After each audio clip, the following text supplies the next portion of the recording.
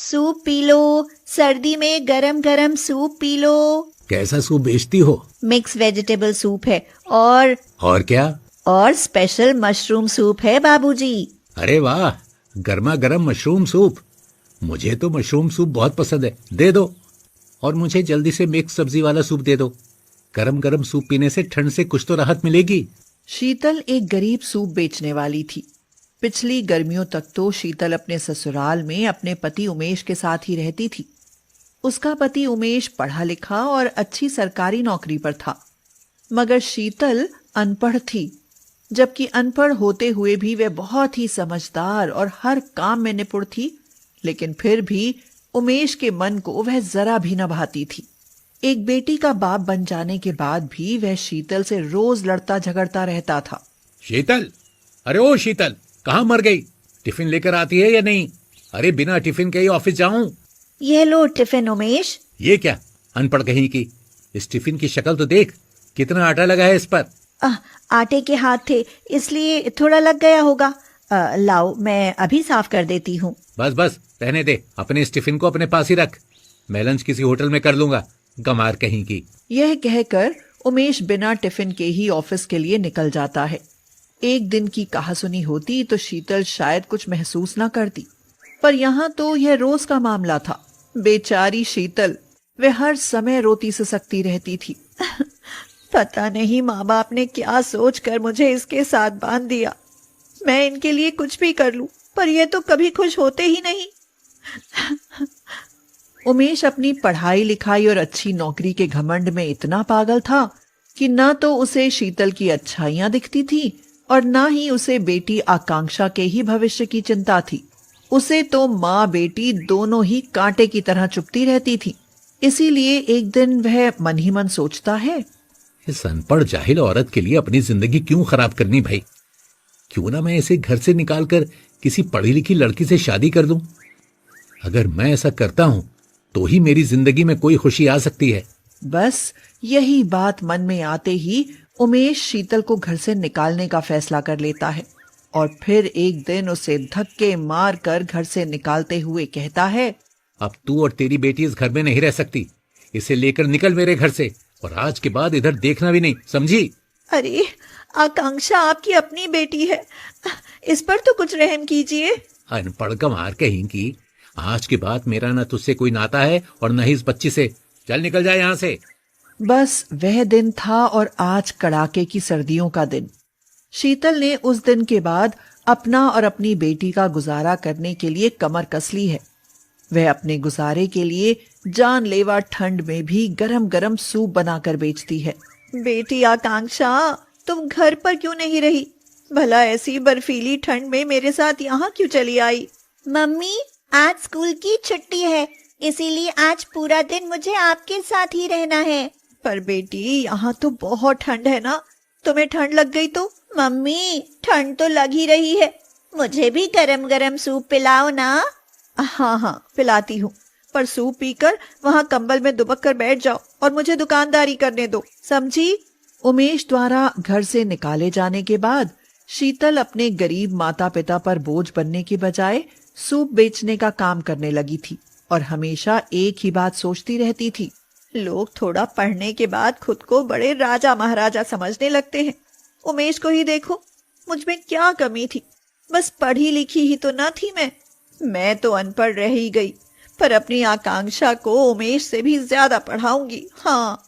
इस बार सर्दी और सालों से कुछ ज्यादा ही पड़ रही थी और लोग घर से बाहर निकलने से भी डरते थे, मगर शीतल थी कि तड़पाने वाली ठंड में भी सूप बेचने से बाज नहीं आ रही थी।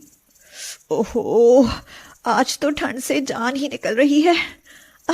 सूप बेचने के लिए बाहर जाने का मन ही नहीं करता। अरे तो फिर मत जाओ ना बेटी। बापू, अगर ना जाऊंगी तो मेरी बेटी का क्या होगा? आप जानते भी हैं, गरीब के लिए महंगे प्राइवेट स्कूल का खर्च उठाना कितना मुश्किल होता है। वे गरीब के बच्चे से भी वही फीस लेते हैं जो अमीरों के बच्चे से। अगर इस ठंड में बाहर नहीं जाऊंगी ना, तो आकांक्षा की फीस और पढ़ाई का खर्च कैसे पूरा होगा? बाप ने तो इसे जन्म देकर घर से बाहर फेंक दिया, और तू है कि इसे इतनी तकलीफ उठाकर भी पढ़ाने पर तुली है। बापू, यही तो मेरी जिंदगी का मकसद है, बेटी को पढ़ाकर इसके बाप से ज्यादा बड़ा अफसर बनाना है। अगर यही बात है तो जो तेरे दिल में आए कर बेटी, पर याद रखना गरीब के बच्चे गरीब ही रहते हैं। बस करो बापू, मैं यह नहीं मानती। यह कहकर शीतल बर्फीली सर्दी में भी सूप बेचने के लिए निकल जाती है और फटे पुराने स्वेटर में थर थर कांपते हुए सूप बेचने लगती है। बहन, तुम्हारा सूप सबको अच्छा लगता है और बिकता भी बहुत है, मगर फिर भी तुम इतनी सर्दी में फटे पुराने स्वेटर में खड़ी कांप रही हो। क्या तुम ढंग के कपड़े नहीं पहन सकती? भाई, पहले जिंदगी तो ढंग पर आए, तभी तो ढंग के कपड़े पहन पाऊंगी। कड़ी ठंड में शीतल की ऐसी बात सुनकर ग्राहक कुछ नहीं बोलता है। वह सूप पीकर चुपचाप चला जाता है। फिर समय बीतता जाता है और शीतल सूप बेचकर आकांक्षा को पढ़ाती जाती है। आकांक्षा स्कूल से कॉलेज पास कर एक बड़ी कंपनी में सॉफ्टवेयर इंजीनियर बन जाती है और एक दिन उसका फोन आता है। हेलो माँ, माँ। आकांक्षा बेटी, तेरी माँ तो सूप बेचने गई है। वह फोन घर पर भूल गई। मैं तेरी नानी बोल रही हूँ। नानी, आपको एक खुशखबरी सुनानी है। नानी, मेरी एक बड़ी कंपनी में नौकरी लग गई है। अरे वाह, यह तो बहुत बड़ी खुशखबरी है बेटी। तेरी माँ सुनेगी तो फूली नहीं समाएगी। आखिरकार हमारी शीतल ने कर ही दिखाया। अब कह सकता हूँ कि गरीब के बच्चे भी अपनी मेहनत से कुछ बन सकते हैं। उस दिन भी बहुत ठंड पड़ रही थी और साथ ही घना कोहरा भी फैला था। शीतल के तन बदन में कपकपी बंधी थी, मगर वह ठंड की परवाह न करते हुए सूप बेचने लगती है। आइए आइए, ठंड से बचने के लिए गरम गरम सूप पीने के लिए आइए। शीतल जैसे ही आवाज लगाने लगती है, फटे पुराने कंबल में लिपटा एक आदमी उसके पास आता है। वह ठंड से कांप रहा था। दिखने में किसी बीमार भिखारी से कम न था, मगर उसे देखते ही शीतल चौंक जाती है और कहती है, अरे उमेश, तुम और इस हालत में? यह सब मैं क्या देख रही हूँ? शीतल, ये सब मेरे कर्मों का दंड है। मैंने तुम्हें घर से निकालकर बड़ी भूल की। पर तुमने तो पढ़ी लिखी लड़की से शादी की थी, मेरी तरह उसे भी छोड़ दिया क्या? यह सुनकर उमेश रोने लगता है और रोते हुए कहता है, मैंने उसे नहीं छोड़ा, वही मुझे छोड़कर चली गई। सुख में साथ रही पर दुख में साथ न दिया। बीमारी के कारण सब खत्म हो गया, घर तक बिक गया मेरा। अब तो भिखारी के जैसे किसी दिन सड़क पर ही दम टूट जाएगा। यह कहकर उमेश बिना सूप पिए ही वहां से जाने लगता है, मगर तभी शीतल उसे रोक लेती है और कहती है, सुनो उमेश, तुमने मुझे छोड़ा जरूर है, पर तलाक नहीं दिया है अब तक। अब तो मेरा दुनिया से ही तलाक होने वाला है शीतल, अब उसकी जरूरत नहीं पड़ेगी। पर मैं विधवा बनकर नहीं जीना चाहती।